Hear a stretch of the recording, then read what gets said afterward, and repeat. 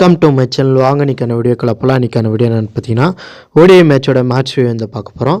யாராக இருக்குன்னு பார்த்தீங்கன்னா இந்தியா வர்சஸ் சவுத் ஆப்ரிக்காவோட 3 ஓடிஐ மேட்சோட மேட்ச் ரிவ்யூஸ் வந்து பார்க்க போகிறோம். இன்றைக்கி வந்து ஃபஸ்ட்டு மேட்ச் நடந்துச்சு.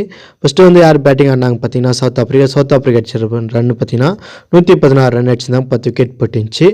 27.3 ஓவருக்குள்ளே பார்த்தீங்கன்னா எல்லா விக்கெட்டும் எழுந்துட்டாங்க. இந்தியா பார்த்தீங்கன்னா 117 ரன் அடிச்சிருந்தாங்க, 2 விக்கெட் போட்டுருந்துச்சு. 16.4 ஓவருக்குள்ளே பார்த்தீங்கன்னா 8 விக்கெட் வித்தியாசத்தில் 3 கொண்ட சீரீஸை வந்து இந்தியா 1 லீட் பண்ணுறாங்க.